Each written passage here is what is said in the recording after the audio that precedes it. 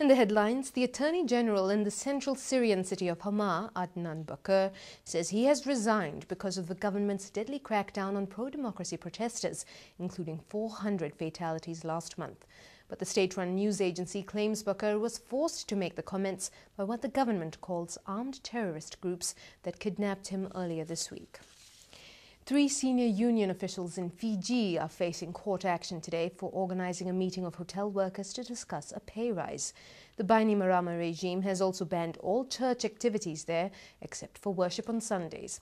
That has sparked protests in Australia and the UK, and in New Zealand today the Council of Trade Unions, Amnesty International and the Methodist Church gathered outside the Fiji High Commission in Wellington to protest the government's actions.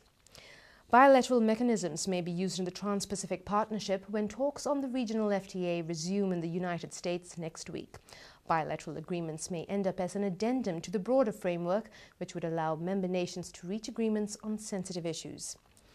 New Zealand First likes Labour's youth employment and training policy, mainly because they say they came up with it first. Labour's proposing dole payments for 16 and 17-year-olds be converted into subsidies for employers to fund 9,000 new apprenticeships. Winston Peters says it's the same policy his party announced in July. A child advocacy group wants to see Maori and Pacifica communities themselves follow up on a report into child poverty.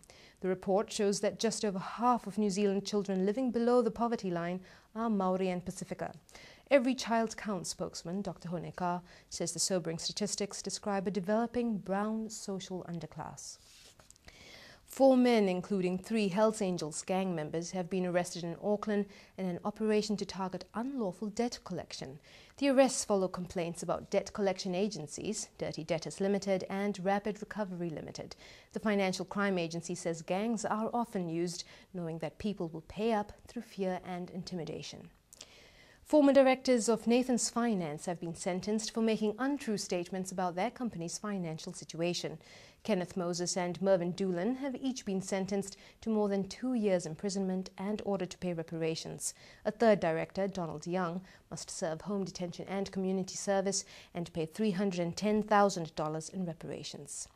Before we go tonight, it's just 1 week till kickoff and the country is rolling out the welcome mat for visiting rugby teams.